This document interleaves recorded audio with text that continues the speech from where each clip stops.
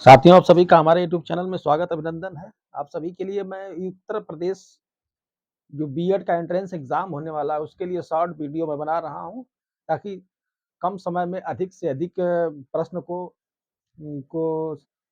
Achieve किया जा सके। इस क्रम में मैं आज आप लोगों को लिपि के बारे में पढ़ाऊँगा।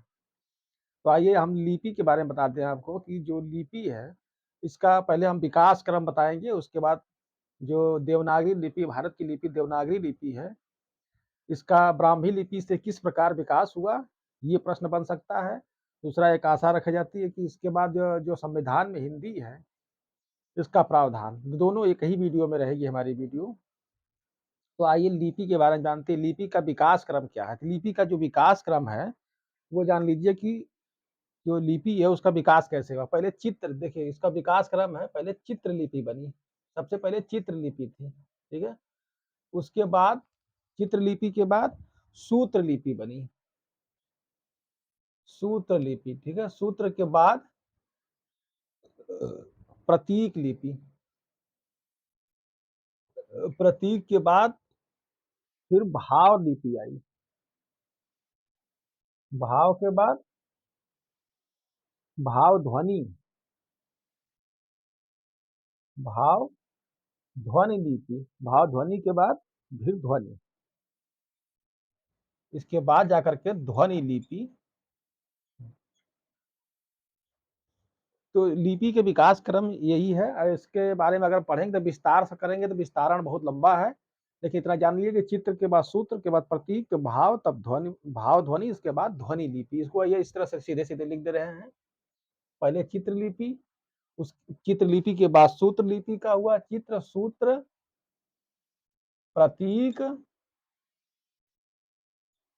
चित्र लिपि, सूत्र लिपि, प्रतीक लिपि, भाव, भाव लिपि, तब भाव ध्वनि, भाव ध्वनि लिपि, इसके बाद तब ध्वनि लिपि। ध्वनि आज ध्वनि है ना, जो क से ज्ञ तक है, ध्वनियाँ ध्वनि है, इसके बाद जो स्वर हैं, सब ध्वनियाँ हैं। तो आजकल ध्वनि लिपि चल रही है, भाव ध्वनि, ध्वनि यानी चित्र, सूत्र, प्रतीक, भाव, ध्वनि, भाव, भाव ध्वनि और ध्वनि लिपि। लिपि का विकास क्रम यही हुआ अब तक। अब तक जो लिपि का विकास हुआ है, वो लिपि का विकास क्रम ये इस तरह से पूछ सकता है, तो याद रखिएगा, सिरे लगाने के लिए देगा चित्र, सूत्र, प्रतीक, भाव, ध्वनि, भाव, भाव ध्वनि, ध्वनि लिपि। अब आइए जानते हैं देवनागरी लिपि की उत्पत्ति। देवनागरी, देवनागरी की उत्पत्ति, देवनागरी लिपि की उत्पत्ति कैसे हुई इसके बारे में जानते हैं। यह प्रश्न बन सकता है, देवनागरी लिपि, नागरी, ठीक है, देवनागरी लिपि की उत्पत्ति, देवनागरी लिपि की उत्पत्ति कैसे हुई, इसका विकास क्रम क्या रहा है इसके बारे में आइए जान लेते हैं। सबसे प्राचीन लिपि में ब्राह्मी लिपि मानी जाती है, ब्राह्मी, ठीक है, ब्राह्मी लिपि। इसी ब्राह्मी लिपि से उत्तरी शैली और दक्षिणी शैली, दो शैलियां निकली। एक उत्तरी शैली, उत्तरी शैली तथा दक्षिणी शैली,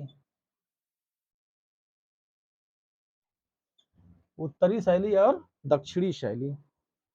तो उत्तरी शैली और दक्षिणी शैली, दो शैलियां, इस ब्राह्मी लिपि से दो शैलियां फूटी, उत्तरी और दक्षिणी। दक्षिणी से तेलुगु, कन्नड़, तमिल का विकास हुआ। इस दक्षिणी से तेलुगु, तेलुगु, कन्नड़ और तमिल, कन्नड़ तथा तमिल का विकास हुआ दक्षिणी शैली से, ठीक है। उत्तरी शैली से आइए जानते हैं, उत्तरी शैली से गुप्त लिपि का विकास हुआ, गुप्त लिपि। लिपि के विकास क्रम में ब्राह्मी लिपि सर्वोच्च है, तो देवनागरी की उत्पत्ति ब्राह्मी से ही हुई है मान के चलिए। ब्राह्मी से 2 शैलियाँ निकली, एक उत्तरी शैली, एक दक्षिणी शैली। दक्षिणी शैली से तेलुगु, कन्नड़ और तमिल। उत्तरी शैली से गुप्त लिपि का विकास हुआ। यह गुप्त काल में, ठीक है, गुप्त काल जो गुप्त काल के बारे में पढ़ेंगे, इतिहास में है। श्री गुप्त ने इसकी स्थापना की थी, तो गुप्त काल में यह गुप्त लिपि यह चौथी पांचवी सदी में हुई थी। चौथी से पांचवी सदी, ठीक है,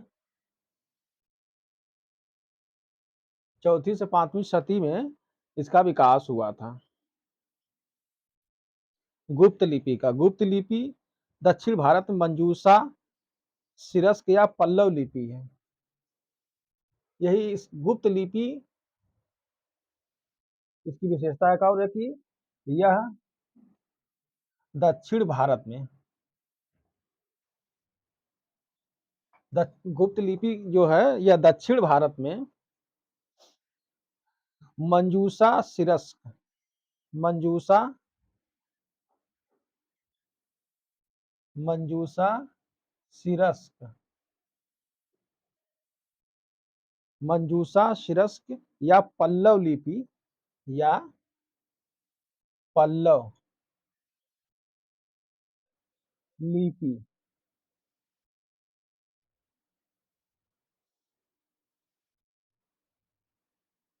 दक्षिण भारत में, ठीक है,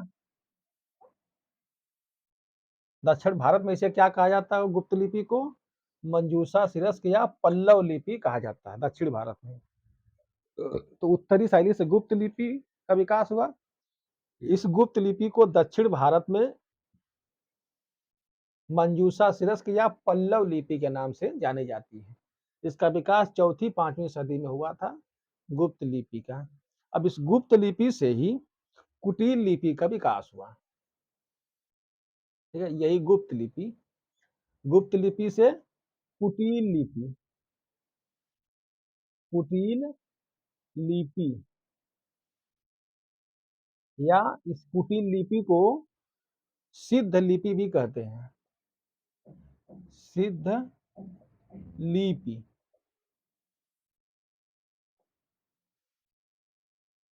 इसे सिद्ध लिपि या सिद्ध मात्रिक लिपि या सिद्ध मात्रिक, सिद्ध मात्रिक लिपि या इसे, इस कुटिल लिपि को सिद्ध मात्रिक लिपि भी कहते हैं या न्यून कोणीय लिपि भी कहते हैं। न्यून कोणीय,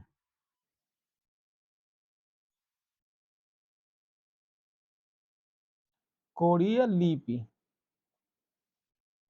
न्यून कोणीय लिपि, न्यून कोणीय लिपि यह बूलर ने नाम दिया है, ठीक है, डॉक्टर बूलर ने इसे न्यून कोणीय लिपि कहा है, इस कुटिल लिपि को।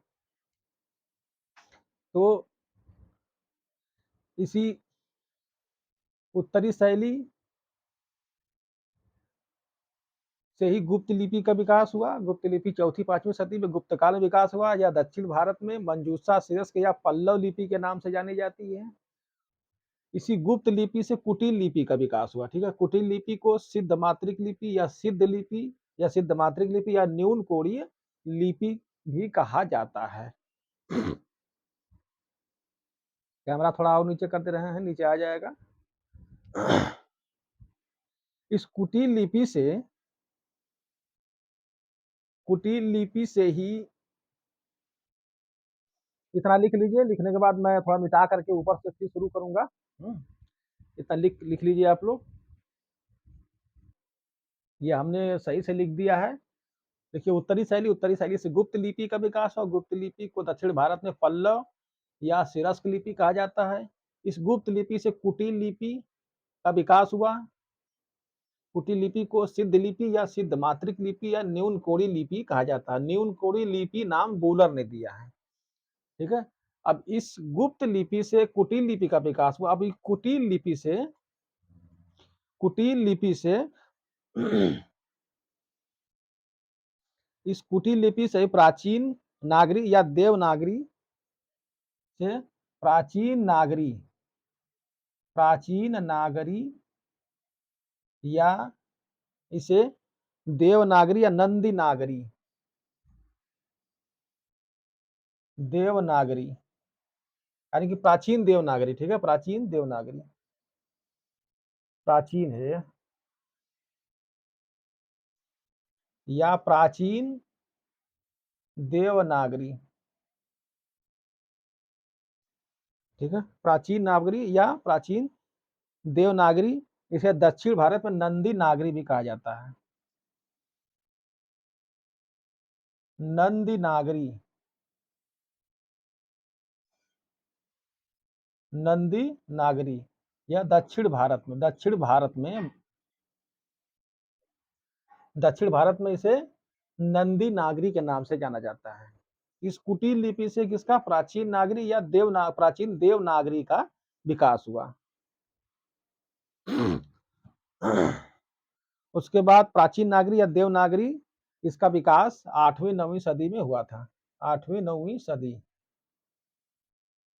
प्राचीन नागरी या देवनागरी या प्राचीन देवनागरी या नंदी नागरी का विकास इसी कुटील लिपि से हुआ। कुटील लिपि से प्राचीन नागरी या प्राचीन देवनागरी या नंदी नागरी, जैसे दक्षिण भारत में नंदी नागरी के नाम से जाना जाता है। इसी कुटील लिपि से ही शारदा लिपि का भी विकास हुआ। जिस प्रकार से प्राचीन नागरी का विकास हुआ है, उसी प्रकार से नंदी नागरी यहां लिख दे रहे हैं, नंदी नागरी, नंदी नागरी, ठीक है, इसे दक्षिण भारत में कहा जाता है ऐसा, नंदी नागरी। तो इस कुटील लिपि से ही दो लिपियों का विकास हुआ। इस तरह से कर लेते हैं। एक ये हुआ, दूसरा शारदा लिपि का हुआ। कुटील लिपि से ही शारदा लिपि का विकास हुआ, ठीक है। कुटील लिपि से ही, इस कुटील लिपि या सिद्ध मात्रिक या सिद्ध लिपि या नीलकोड़ी लिपि से ही दो लिपियों का विकास हुआ। एक प्राचीन नागरी या जिसे प्राचीन देवनागरी या नंदी नागरी दक्षिण भारत में कहा जाता है, और दूसरा विकास हुआ शारदा लिपि का। याद रखिएगा, शारदा लिपि का विकास किससे हुआ, कुटील या सिद्ध मात्रिक या सिद्ध लिपि से या न्यून कोड़ी लिपि से हुआ है। तो यह शारदा लिपि का विकास हुआ, या शारदा लिपि से ही ये टाकरी लहंदा, इसी शारदा लिपि से ही टाकरी बोली, लहंदा बोली, टाकरी बोली, लहंदा बोली, टाकरी, लहंदा, गुरुमुखी, कश्मीरी, गुरुमुखी तथा कश्मीरी, ठीक है। इसी शारदा लिपि से ही इन इनका विकास टाकरी भाषा का, लहंदा भाषा, गुरुमुखी भाषा का, कश्मीरी भाषा का शारदा लिपि से। शारदा लिपि का विकास किससे हुआ, कुटील लिपि से हुआ है, ठीक है। तो इसे कुटील लिपि से ही दो लिपियां निकली, प्राचीन नागरी या प्राचीन देवनागरी या नंदी नागरी, दूसरी शारदा लिपि, ठीक है। यह शारदा लिपि का विकास हुआ। अब आइए आगे बढ़ते हैं। इसी प्राचीन नागरी से ही आधुनिक देवनागरी का, इसी प्राचीन नागरी से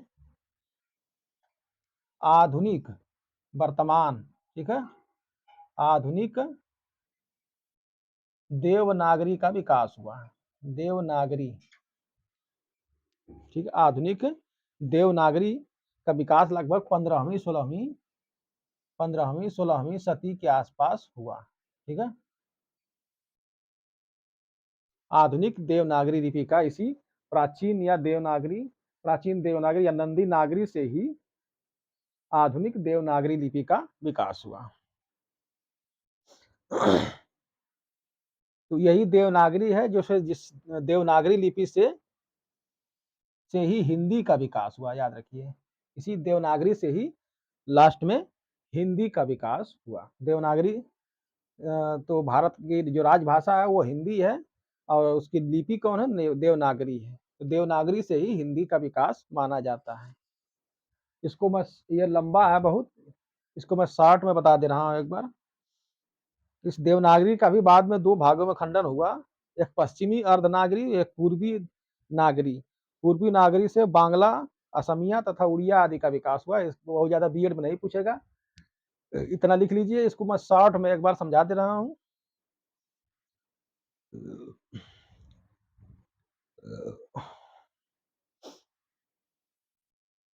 तो जो जो हिंदी की लिपि देवनागरी है, देवनागरी का विकास इसी ब्राह्मी लिपि से हुआ है। याद रखिएगा, ब्राह्मी लिपि से ही देवनागरी का विकास हुआ। इतना लिख लीजिए।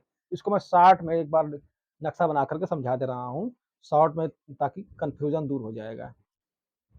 इसको शॉर्ट में थोड़ा समझ लीजिए। ब्राह्मी लिपि से ही दो लिपियां निकली, एक उत्तरी शैली, ठीक है, उत्तरी शैली, एक दक्षिणी शैली।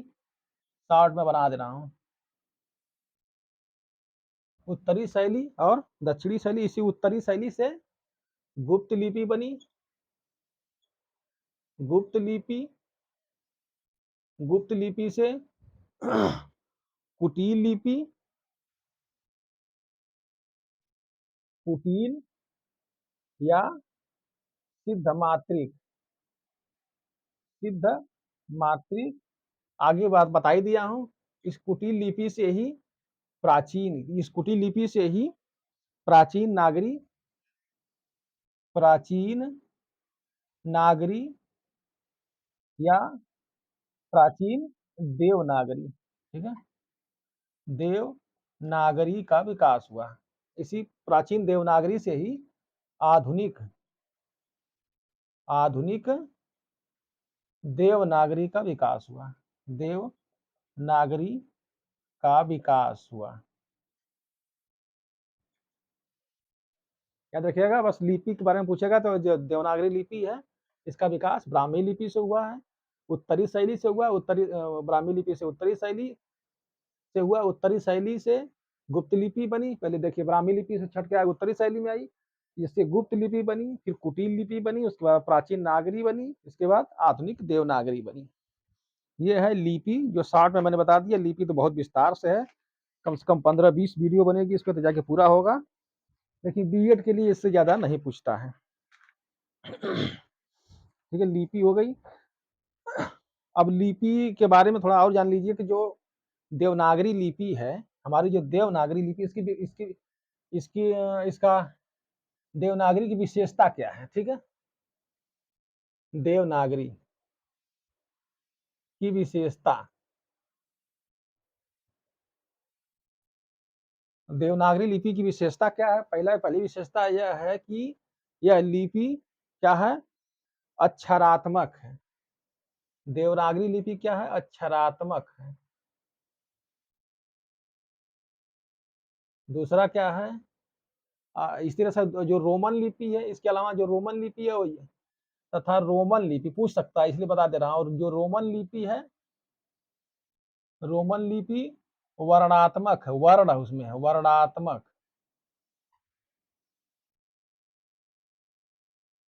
तो देवनागरी लिपि क्या है? यह अक्षरात्मक। याद रखिएगा कि लिपियां दो प्रकार की होती हैं, एक वर्णात्मक, एक अक्षरात्मक। तो देवनागरी लिपि क्या है? अक्षरात्मक है। देवनागरी लिपि की विशेषताओं में और क्या है कि इसमें कुल 52 वर्ण हैं, कुल 52 वर्ण हैं। कुल 52 वर्णों में कौन कौन से हैं? 11 स्वर हैं। 11 क्या है? स्वर हैं, ठीक है। 11 स्वर है, 25 स्पर्श व्यंजन, 25 स्पर्श व्यंजन। 25 क्या है? स्पर्श, ये आधा सा है, छोटा वाला सा। 25 स्पर्श व्यंजन है। उसके बाद 4 संयुक्त व्यंजन है। 4 क्या है? संयुक्त व्यंजन है। संयुक्त। देवनागरी लिपि क्या है? अक्षरात्मक है। इसमें कुल 52 वर्ण हैं, 11 वर्ण स्वर हैं, 25 वर्ण स्पर्श व्यंजन, 4 संयुक्त व्यंजन है, 4 अंतःस्थ अर्ध स्वर हैं तथा 4 अंतः अंतः अस्थ अंतः अस्त अर्ध स्वर है, अर्ध स्वर है। 4 अंतःस्थ अर्ध स्वर है। 4 ऊष्म व्यंजन है। 4 ऊष्म व्यंजन है। 4 क्या है? ऊष्म व्यंजन है। 4 ऊष्म व्यंजन है। देवनागरी की विशेषताओं में 4 ऊष्म व्यंजन है। 2 द्विगुण व्यंजन है। द्विगुण द्विगुण व्यंजन है। इसमें 2 द्विगुण व्यंजन है तथा अनुस्वार, इसमें अनुस्वार है तथा विसर्ग है। अनुस्वार और विसर्ग है। इसमें अनुस्वार और विसर्ग न वर है विसर्ग। अनुस्वार अनुस्वार इस तरह से होता है, बिंदी लगी होती है, और विसर्ग इस तरह से होता है। तो अनुस्वार एक बिंदी लग जाती है इसके ऊपर तो अनुस्वार हो जाता है और विसर्ग हो जाता है। इस प्रकार से कुल 52 वर्ण आइए गिन लेते हैं। 2 4 6 4 10 4 14 5 19 1 20 और 21 1 22 को 2 2 2 4 1 5 एक अनुस्वार एक विसर्ग, यानी कि एक एक है ना, ये एक एक है, ये इस तरह से जुड़ गया है। तो जोड़ेंगे तो इस तरह से 52 वर्ण आए कुल। देवनागरी लिपि में कुल 52 वर्ण आएंगे। यही देवनागरी लिपि हिंदी में प्रयोग की जाती है। याद रखिएगा कि देवनागरी लिपि अक्षरात्मक लिपि है। इसमें कुल 52 वर्ण है।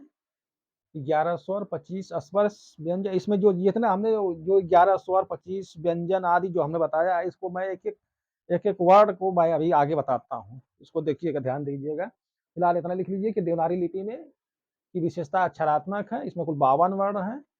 11 स्वर 25 स्पर्श व्यंजन, 4 संयुक्त व्यंजन, 4 अंतःस्थ व्यंजन, 4 ऊष्म व्यंजन, 2 द्विगुण, 1 अनुस्वार और 1 विसर्ग। इस प्रकार कुल 52 वर्ण देवनागरी लिपि में कुल 52 वर्ण माने जाते हैं। इसको लिख लीजिए, मिटाने जा रहे हैं। देवनागरी की अगली विशेषता क्या है कि यह एक वैज्ञानिक लिपि है। ठीक है, वैज्ञानिक लिपि है। वैज्ञानिक लिपि है देवनागरी लिपि। क्या है? तो वैज्ञानिक लिपि है। इसकी विशेषता क्या है एक और इसमें कि इसमें जो बोला जाता है वही लिखा जाता है। इसमें जो बोला जाता है जो उच्चारण है ना, उच्चारण किया जाता है वही लिखा जाता है। अलग से कुछ नहीं होता है, लिखा जाता है। इसकी एक विशेषता है। देवनागरी लिपि क्या है और दूसरी चीज क्या है, यह ध्वन्यात्मक है। यह एक ध्वन्यात्मक लिपि है, इसमें ध्वनि होती है। देवनागरी लिपि क्या है? ध्वन्यात्मक लिपि है। यह एक अक्षरात्मक लिपि, हमने बता ही दिया पहले ही, अक्षरात्मक लिपि है। इसकी एक और विशेषता है कि देवनागरी लिपि की एक और विशेषता है कि देवनागरी लिपि में शिरोरेखा अति आवश्यक है। इसमें शिरोरेखा आवश्यक है। जैसे हमने ये लिखा आवश्यक, उसके ऊपर हमने ये बना दिया, ये लाइन खींचा। कुछ लड़के ये पूछते हैं कि जो हम बीए आदि में जो लड़के लिखते हैं, जल्दी जल्दी लिखने के चक्कर में ऊपर शिरोरेखा नहीं, ऊपर ऊपर जो सिर पे उसके रेखा नहीं लगाते हैं। तो पूछते हैं कि क्या इससे नंबर कटेगा, इसके नंबर इससे नंबर नंबर क्या, इससे आपको एक 0 नंबर भी देने, आपको माइनस कर देना चाहिए। क्योंकि साफ-साफ जो लिपि विभाग ने जो लिपि के तमाम खोजकर्ता रहे हैं, इनके आयोग के सदस्य रहे, इन्होंने साफ-साफ लिखा है कि अगर शिरोरेखा नहीं है तो पूरा का पूरा वो गलत है। तो देवनागरी लिपि में शिरोरेखा होना अति आवश्यक है। बिना शिरोरेखा का इसे शुद्ध नहीं माना जा सकता। इसलिए देवनागरी लिपि में शिरोरेखा लगाना आवश्यक है। शिरोरेखा इसमें अति आवश्यक है। इसमें हमने बता ही दिया कि जैसा बोला जाता है वैसा ही लिखा जाता है। यह वैज्ञानिक लिपि है। इसकी और भी विशेषताएं हैं तमाम। लिपि सुधार के बारे में थोड़ा जान लीजिए कि सुधार समिति के बारे में जो चर्चा हुई थी, थोड़ा बहुत जो महत्वपूर्ण पॉइंट है, इसमें जो अनुस्वार है, इस तरह से जो लगता है ना, इसका प्रस्ताव, इस अनुस्वार को देवनागरी में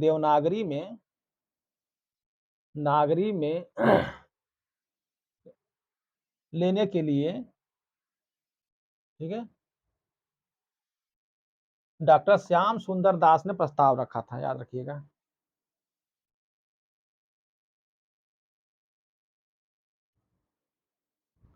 डॉक्टर नहीं, थोड़ा सा इसमें मिस्टेक हुआ है। डॉक्टर श्याम सुंदर दास ने जो पंचमा अक्षर था, पंचमा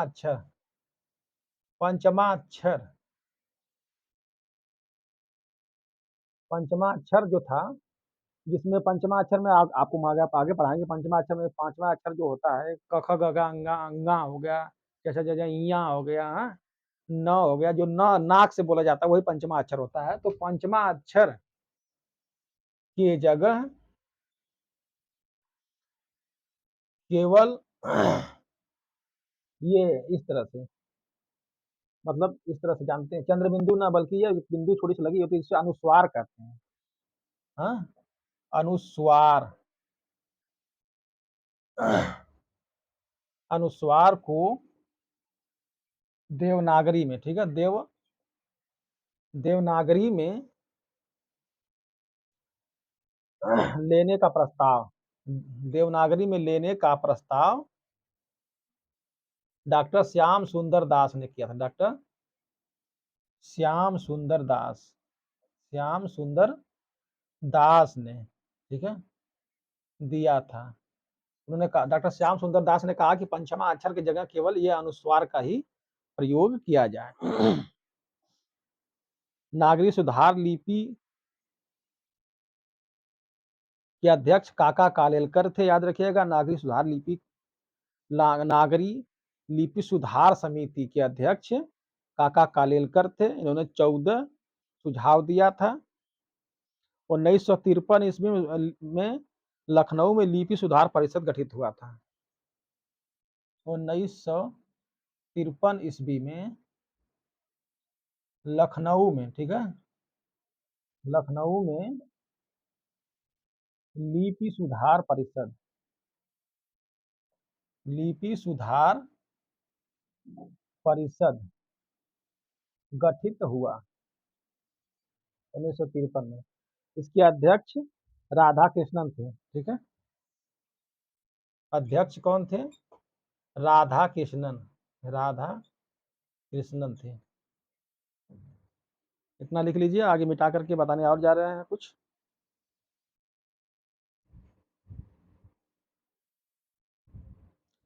देवनागरी लिपि का मानकीकरण, देवनागरी लिपि का मानकीकरण, देवनागरी लिपि का मानकीकरण 1959 ईस्वी में हुआ था। 1959 ईस्वी में भारत सरकार ने किया था, ठीक है, भारत सरकार ने, ठीक है। देवनागरी लिपि का मानकीकरण 1959 ईस्वी में भारत सरकार ने किया था। अब आइए, देवनागरी अंग कौन कौन से हैं, इसलिए पूछ सकता है। देवनागरी अंक, तो देवनागरी अंक कौन कौन से हैं? देवनागरी में देवनागरी अंक अंतरराष्ट्रीय अंक, अंतरराष्ट्रीय अंतरराष्ट्रीय अंक कौन कौन से हैं? अंतरराष्ट्रीय अंक 0, 1, 2, 3, 4, 5, 6, 7, 8 तथा 9।